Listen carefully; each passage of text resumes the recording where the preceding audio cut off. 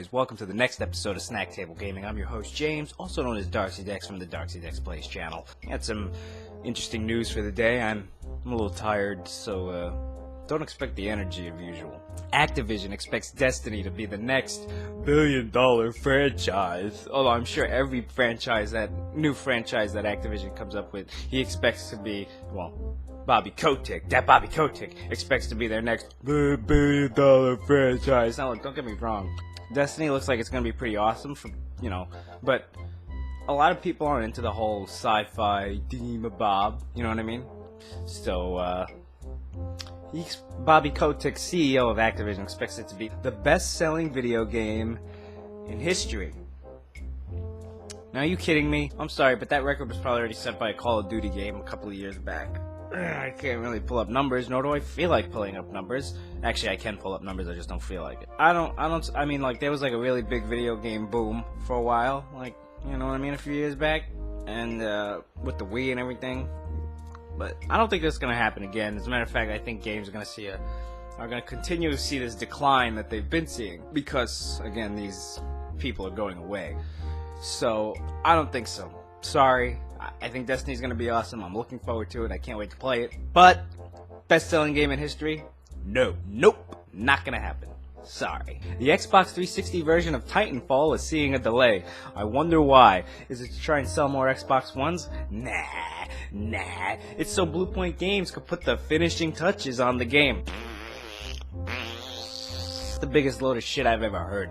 They're just delaying it to try and get those people that really want to play it, or at least the people that they think really want to play it, can get their hands on it sooner. But at least the PC version isn't getting delayed, so I'm just going to pick that up. But console gamers are console gamers, so they have no leeway. So it's either get it sooner or get it later. I don't see this moving many Xbox Ones because, I mean, like, Titanfall has this weird generated hype around it. I mean, don't get me wrong, I think it looks awesome, and I want to play it very badly, and I'm probably going to feature it a lot. When it comes out on my channel, I'll probably be playing it a lot. I'm a big competitive FPS guy. Even though I'm not good at it, I have a lot of fun doing it. Go figure. But I honestly think, I mean, how could they be putting the finishing touches on the last gen version and not the, you know what I mean? Like, that's just silly. So they should just say we are delaying it because we want people who might pick up the 360 version to get the Xbox One version. At least be honest. Whatever. Either way, North Americans are still getting the game on PC and Xbox One on March 11th, which is pretty soon, actually. Sweet. And the delay for the Xbox 360 is March 25th. So I don't expect to see a bigger, I don't know. Silly. Just silly. Really. Stupid move, honestly. You know why? Because the people who don't want to buy an Xbox One for this game but wanted to get the game are probably going to skip out on it now that, you know what I mean? Like, the hype is dead after, like, the first 3 weeks of a release. So, a really dumb move on whoever made this decision's an idiot. Alright, so apparently there's this game called Flappy Bird. I don't know. I don't really keep up with mainstream nonsense. But apparently this game, Flappy Bird, is extremely popular. A YouTuber that I watch, El Presador, actually started playing it. I guess it must be popular. I should probably play it too to get some hits. Fucking promotions.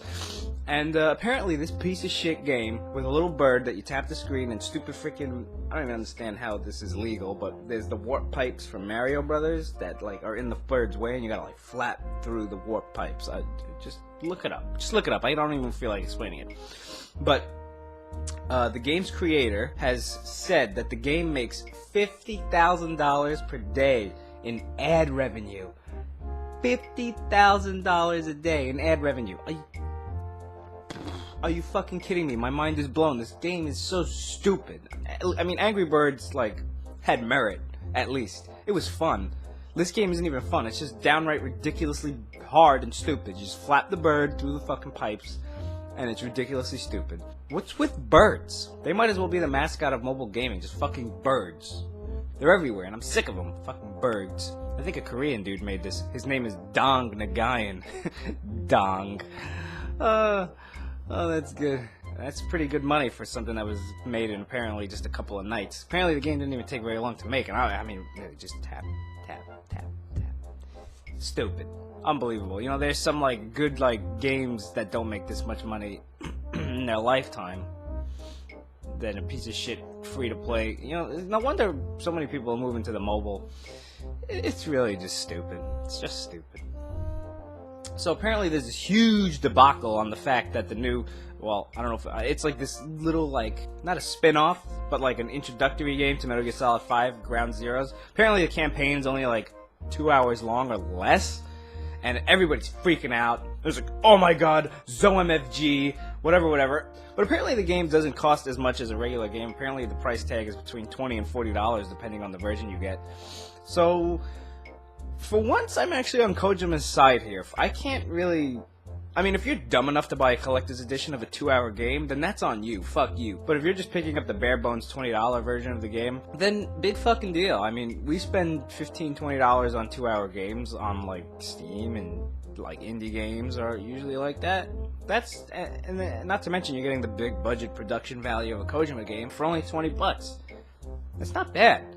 And not to mention, he also says, well, Kojima has actually stated, apparently, that the game is, you know, it's open world, it's meant to be replayed, it's meant to be, you know what I mean? Like, and actually, you know, I hate to say it, but this is actually the first Metal Gear game I've actually been interested in simply for the fact that he said that it's short and replayable. And as an old school gamer, I prefer short, replayable games over long games that I only play once.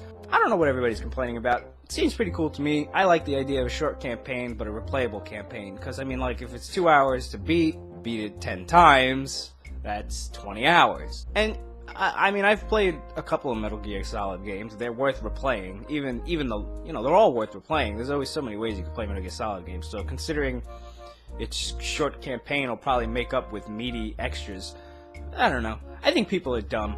And final piece of news for the day.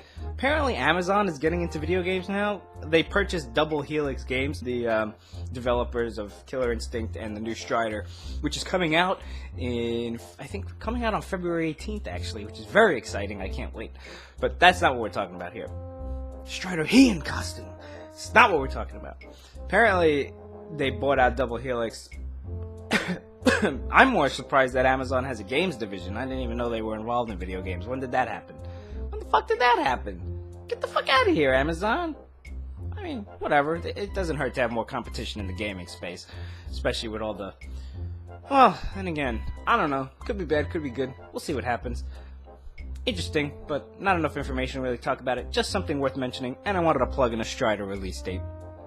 So, that's about it for this episode of Snack Table Gaming. Take it easy, you guys, and I'll see you next time. Thanks for taking the time to check out this video. And don't forget to subscribe so you can tune in every day. That's right, 7 days a week for new gaming content from yours truly. Also, stay up to date by following me on Twitter, liking me on Facebook, and following me on Twitch.tv. In the meantime, why not click one of the annotations for more Darksy Decks? See you guys next time.